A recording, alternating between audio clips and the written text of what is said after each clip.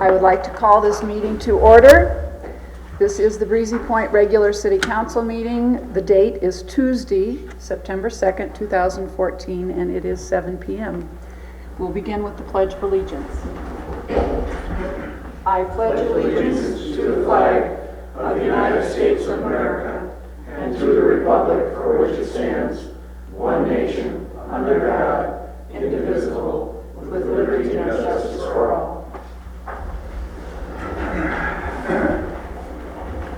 I see just a few new faces in the audience, and I would say there is a full packet on the back table if there's something you'd like to look up and see what the council's looking at. That packet information has been available online for a few days here, actually quite a few days now. And there are copies of the agenda if you would like that. Item number 3, we've done 1 and 2. Item number 3 is our consent calendar. Councilmember Maroney, is there anything you would like pulled off the consent calendar? No. Councilmember Schmidt? No. Councilmember Lillehei? No. Councilmember Williams? If not, the consent calendar stands as presented. We do need, does that approval stand in terms of the White Birch? The partial payment? Mm-hmm. Yes. Thank you very much. Next on our agenda, item number 4, visitors presentation, Heart Safe Community. And I would invite you to come forward. The microphone is here, and we're eager to hear what you have to say. My name is Kevin Lee, and I'm the manager of North Ambulance. Can you hear me? I think you can. We can. If you want to pull that up, Kevin, it might be easier for you. That looks a little easier. Good catch. You're multi-dexterous. There you go. It's a test. We put it down really low or up really high. Okay. So I'm here to present Heart Safe Community Award to the City of Breezy Point. And the Heart Safe Community Award is awarded to communities that go above and beyond what's usually done to ensure that if somebody collapses in the community in cardiac arrest, that they have the best chance for survival. And I'll let the chief talk a little bit about it too, but primarily what they've done here in Breezy Point that's certainly above and beyond what a lot of communities do is they've trained more community members in CPR. They've put more public access defibrillators in place that can be accessed by lay people. And through our dispatcher who will talk to them on the phone when they call 911, a lay person can actually use a defibrillator to shock a patient and to get a rhythm back. So it should be noted also that this is the first community that we serve in the North Memorial Brainerd area that is receiving a Heart Safe Community Award. You're the first one. That's good. And actually there are very few Heart Safe communities in greater Minnesota. Very few of them. Most of them are in the metropolitan area. So with that, I have a certificate I'm going to present, and then there's an example of the road sign that can be placed at your pleasure wherever you would like to advertise this. Very good.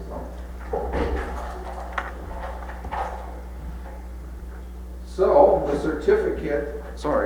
certificate says presented to the City of Breezy Point, designated Heart Safe Community for providing exceptional preparedness in sudden cardiac arrest. So here's the certificate. Good job, congratulations. And here's an example of here is one of the signs that can be posted at your pleasure also. And I'm not going to take up much of your time, but I think most of you know the unique program we have in place here as far as the police officers being paramedics. And I know that all of you have been involved with that to one degree or another. And that's something to be very proud of also. It's a unique public-private partnership. And the bottom line is that it saves lives. And it has saved lives in your community. That's beautiful. So you should be commended for that too. It's one of those things we never get, an opportunity to recognize you for. But so congratulations on both fronts. Oh, thank you very much, and this would not have happened without the hard work of Chief Merschman and his staff. I have a question. Are we able to get a couple more signs? We have 3 ways into town, so if we... We can. Yes, We ma'am. have 2, and we can get more if we like. Very good. Well, thank you for your hard work, and thank you very much for recognizing the hard work of the community.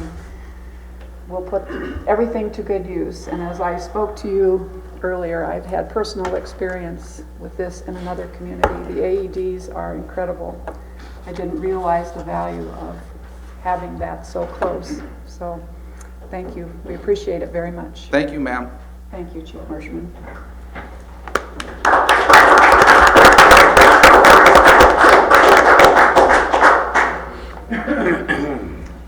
At this time, the next item on the agenda is an open forum.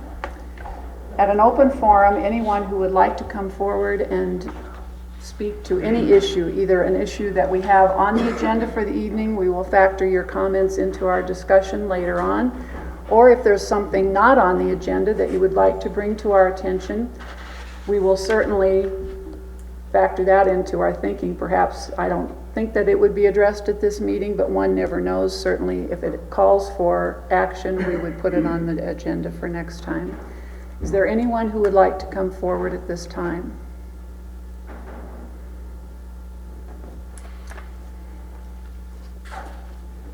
We have a long agenda in front of us this evening, so I won't belabor the point, but thank you for considering it at least.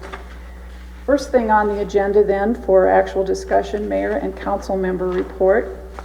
The mayor report is the first thing in the packet. There is material related to Edgewater Inn, which is located south on 4. This is a property that's been around, I believe, since the 60s. Is that correct? Well, it's been a long time, and it's had multiple uses. It is, at the present time, there's a CUP for restaurant use. It's been for sale for a long time. If you've had a chance to look at the packet, and as I noted, the information is in the agenda, and that has been available online. Some of the uses that were considered were condominium complex and a storage facility. However, right now it is what we call a conditional use permit, and it provides for a restaurant facility. So in the future, if it were to be used for something else, the individuals who want to go down the track of looking at a different use must come before planning and zoning. The property currently pays $4,779.14 in taxes overall. The city's portion of that is about $1,500. The city does own the property to the west. The couple who they own this property, they would like to give it to the city. They are willing to do this without any strings attached. We wouldn't have to name a particular use for it.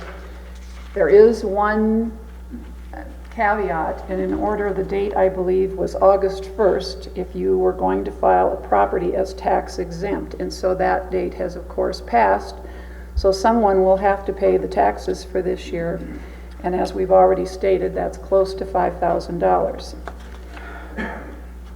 If we choose to demolish the property, there's demolition costs. There's a question of asbestos in there, so that might add to the cost.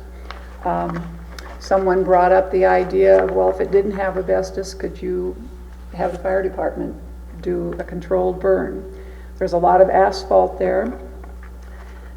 I'm just reading straight out of the packet, and Councilmember Williams, I'll open this up to any questions you might have. Do you need clarification on the data in the packet?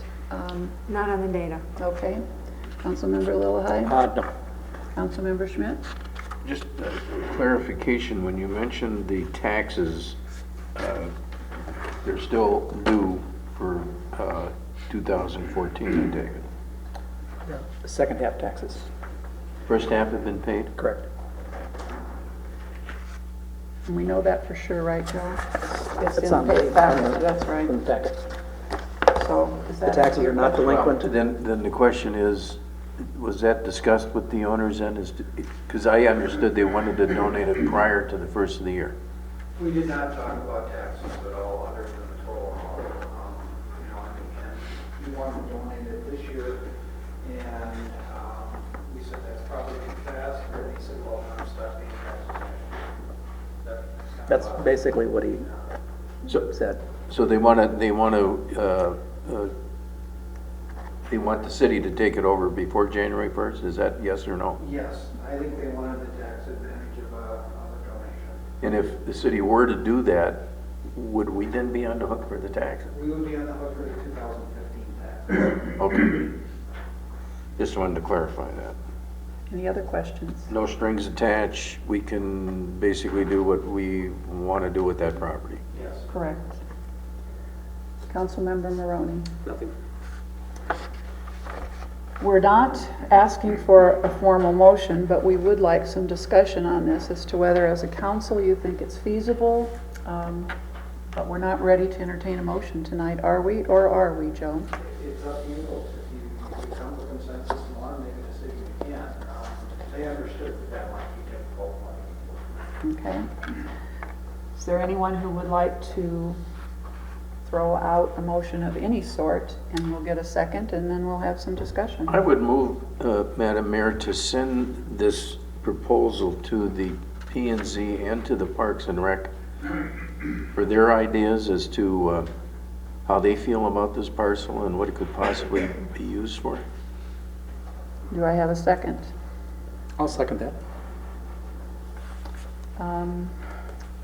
In terms of your motion, do you see some options that you would specifically like them to discuss? Well, I think I was on record a couple of years ago suggesting that perhaps the city could purchase that, destroy the building, but I think it's frankly an eyesore.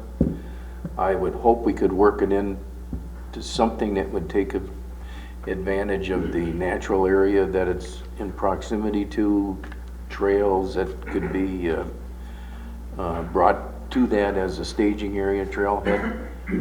I think there's any number of things, but as I said, it's an eyesore. I just as soon see it removed. It's not something that's very pretty when you're driving up County 4 and you see that thing sitting there. Thank you. Councilmember Lillehei. Right, I attended the meeting where we did discuss some of the options.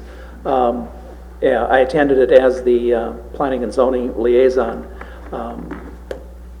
Currently, right now, the conditional use permit specifically states that it is a restaurant use, and we had discussed this in planning and zoning several years back as far as, what are some of the options for that property. If the city were to take it over and utilize it either as a community center or something, the cost, we kind of concluded the costs would probably exceed the value of the property itself, such that it would have been cheaper to build a new building for a community center or for whatever use that we wanted to have someplace else closer to the main city campus here. So we were very hesitant to make any recommendations for further use of the building itself. We kind of came to the conclusion that the best possible use for the city would be to take it in and then tear it down, and then we would own the property. We could be looking at community garden, we could be looking at something that would not involve the building, and it would have a lot better curb appeal than what you see right now.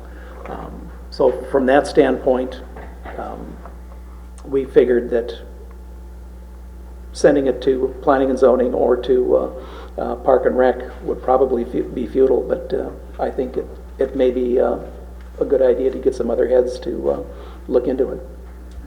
And again, to be clear, we do not have to specify a use before we accept the donation. That is correct. So, That is correct.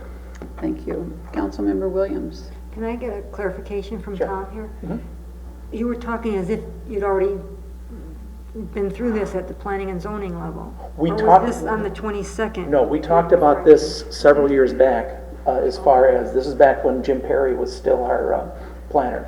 And that's where the conditional use permit, we had showing that it was then designated as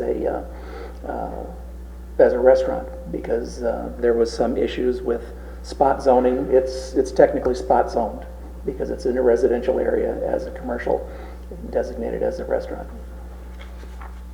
Any further thoughts or questions about potential future use or ideas of? I don't have an idea for future use, but I talked to Joe earlier today. I said, I would certainly want to preserve the well and the sewer connection for something we may decide later. I wouldn't want to abandon the well and then later have to drill one.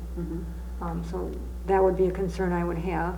And I don't feel that we need to be in a hurry to determine a use for it. I think it's a nice location, certainly visible, and I think we can do better than what's there. Well, as was Bide our stated, time. having more people talk about the possibilities is probably very helpful, so. Councilmember Maroney.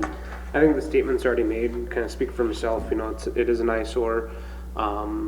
And I think there's probably a list of items that we could do with the property, not so much as with the building itself. I agree that I think that's going to have to be torn down at an expense, of course, but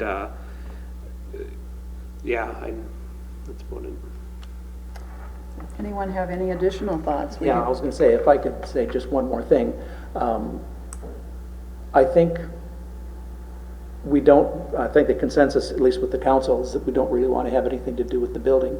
So would it be expeditious for us to defeat this motion and say, we're not going to send it to planning and zoning for any use with the building, but accept the donation of the building, tear it down before the snow flies, get that out of the way there, and then make a decision via planning and zoning and park and rec early next year or during the winter as to what we want to have for future plan on the site. Your thoughts are well presented. Just as an aside, if we indeed move forward very quickly, we will have the tax burden Right. to look at relatively soon. Right. Okay, we do have a motion on the floor. Motion is to send this topic to P&Z and to Parks and Rec for further discussion. All those in favor? All those opposed? Aye. Okay, unanimous. Is there another motion that anyone would like to make? I would propose a motion that we would deal with the show letters and accept the donation of the property and make arrangements to have the building torn down, preserving the well and the sewer connection before the end of the year. And pay the second half tax. And pay the second half taxes in 2015. Do I have a second? I'll second that. Okay, I think I left your Councilmember Schmidt. Mike, You are. yeah. Okay, we'll write this down as Councilmember Lillehei making the motion and Councilmember Schmidt seconding the motion. Any further discussion? All those in favor of accepting the donation, preserving the well and the sewer, paying the remaining taxes, and taking care of all this before the end of the year, please say aye. Aye. Aye. Anyone opposed? Thank you, motion carries. Does that clarify your view, next steps, Joe? You're telling me what to do. Thank you, okay. Just to clarify though, real quick, that's not actually, they're not 100% on board with donating it. They're just looking for our intent tonight. Well, I mean, they're not in a position to donate it today, but if they know their intent, then we can start the process. Okay. Yeah. And I think the aspect of before the end of the year was an important part of the motion. So if you continue to look through your packet, the next item on the agenda is, oh no, it isn't either. The next item on the agenda is White Birch Drive, and you had one update in your box. You have another update that was, actually you didn't give an additional update. Do you want to verbalize anything relative to the update you put in our box? What we're talking about here, White Birch Drive is the emergency exit. Is that what we're talking about? Okay. That's what it says. Yeah. There has been some discussion that the part that's across the Amherst parking lot should be taken over by the city. We've been reviewing the files. We did find an easement and a liability hold harmless agreement from the resort There is some issues with surveying and perfecting the easement and a few other things that need to be addressed before those sorts of actions can be taken. And do you feel that that can be addressed before we move forward for the next meeting, or? I think we can work on it. We might be able to get there by the next meeting. Okay. What's your thoughts, Otto? I'm confident that that will be the case. Okay. Okay, thank you. I'm sorry I confused that here. My brain was ahead of my eye here.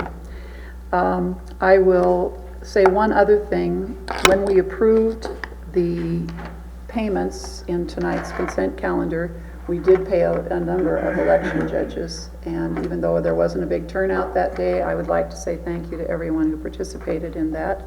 We appreciate the work they do very much. Council members, I will begin with Councilmember Williams. Well, the exciting parks business is coming up later, but I still have a question for Otto, and it has to do with the cable commission, which you know I have a bee in my bonnet over that thing. I Did wonder. you get my email? Yes, I did. Okay. I did, and I actually copied it here, and it talks about we're such a small area, and so I suppose we should be thankful we have any cable here, is kind of the way it sounds. But I just wonder, would it be worth the council directing any sort of comments to the legislature or anything about this? Because I do feel we're trapped here. Because when I inquired about buying my own boxes for the TV, you can't buy your own. And in fact, when we had our own box, router, modem, something for the computer, we had our own. Charter started billing us extra because we were not renting their equipment. So, I don't think that's very consumer friendly. And I wonder, do we have any recourse to, we're trapped with needing these boxes now. They've taken away most of the air antenna stuff. Do you think there'd be any use in the council sending any message? Well, I would say Madam Mayor, if I might respond. Yes, please.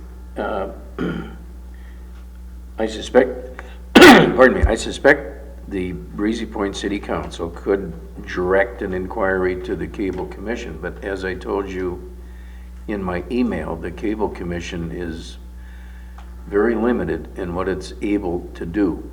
We had our annual meeting in July. I can tell you that there was a number of the members of the commission who expressed dissatisfaction with Charter. In fact, the last time I took a head count, better than half of the members of the Cable Commission don't use their service. The Cable Commission can only address the internet side of the equation. We do not have, as I understand it, any authority over the TV side of the equation. And that evidently was determined by legislature and Congress through the deregulation of that service. Am I speaking correctly somewhere? I turn to Michael because he works in the industry, and I think. I guess I would not, I find that hard to believe, but I'm not familiar with it to speak. Well, I found it hard to believe too, but we do not have oversight as to all services presented by Charter. Just to throw in another kind of strange deal, when TDS took over the phone service in this area, there was a set of how should I say parameters or conditions that TDS really became a monopoly on phone service. Nobody else can provide landline phone service in this area, in our area, except TDS. And that it becomes problematic because every time you turn around, they're talking about bundling. Charter would talk about bundle this, bundle that. Well, the only thing we can bundle is the television and the internet, because Charter cannot provide you with phone service unless you want to go out of the service area. You get on as it was explained to me, some kind of a switcher arrangement with the phone call going to a number that Charter would give you, then finds out what the number is, and there's a switch made, and it gets to be very convoluted, and even the charter people said, we would not recommend it. Long story short is I think the only, if the council wants to get a hold of their state legislator and tell both of them, we're dissatisfied with the service provider up here. There is a group at the state level, commission, I think I'd be safe in calling it a commission, that evidently oversees telecommunications in the state of Minnesota, but the cable commissions, as I understand it, are the only thing we concern ourselves with, and we have been told by charter, is we can adjust the fee paid by charter to provide service, and that fee is passed on to the subscribers, and the money generated from that fee goes to the cable commission. The cable commission, as I mentioned in my email to you, disperses those funds to the members, and we also have a fund that we set up to provide scholarships every year in the amount of $1,500, and there's 5 scholarships. So some of the money does come back to the community. Some of it does, but I feel your pain. I take their television service. I've got 3 of those boxes. Well, see, I did the math, and because you cannot buy one of these boxes, after 10 years, you've paid $828 per box, one for each TV. And I think that's pretty outrageous. So that's why I was saying, is there anything that as a council we can do to, and Otto states he's contacted his representatives, that as a council, maybe we should do that. It might be like futile, but I'm just not happy with how this is going. It's becoming people's largest bill. Whether they're on cable or dish or any of the other providers. I mean, they all have boxes or will have boxes now. Which you cannot own, you must rent. And so in that respect, Therein is my real beef right there. they are no different though than other companies that provide a similar service in their charging, correct? I have not looked into it. Like, I mean, I've just seen my charter bill and had these letters and just think this is, I mean, what alternative do we really have? Okay, well, thank you for bringing it up. We can have some discussion with city administrator and see if there's an option. I don't think it's anything we can address and make a motion and go forward at this meeting. I think we need to gain more information before we make a motion. Well, Madam Mayor, if I might, I can assure you that this topic has been brought up and discussed around the state of Minnesota by other municipalities. I would think the league would have information that they would be able to, we're a member of the league, right, Joe? Oh, yeah. We can pile on then. Well, we can either pile on or get some background material from them that would perhaps point as to what other communities have done. In case you're not aware of it, one of the things the community could do is establish their own telecommunications service. Cross Lake has one. But the last I checked, tomorrow, they're having some kind of an informational meeting where that city wants to sell or get rid of their telecommunication service, which is a real head scratcher for me because that leaves them open to have to use a charter type commercial service. And based on what I've observed, I think they're going in the wrong direction, but I don't live in Cross Lake. Okay. Well, maybe we'll get more information then for the next meeting. Can we do I'll see that? what I can get. Do you have anything else that you would like to report on other than what's on the agenda, and we will call on you No, I think first? I was riled up enough over that. Okay, thank you. Councilmember Lillehei. From planning and zoning, planning and zoning's been quite busy working on the revision to the tower ordinance, and we'll talk about that later. In other business, installed Amy Gitchell to planning and zoning to replace Skeeter Karkoff, so she is now a member of the Planning and Zoning Commission. And They did have one minor little change to a variance to add, well, we issued a variance to Verizon, and it actually should have been to to White Birch, because the equipment and the antennas and stuff are going on to the White Birch water tower. And so we just had, we'd been talking Verizon all along, so it basically just an administrative change to the variance. Okay, So thank that's you. about it. Anything else? Nope.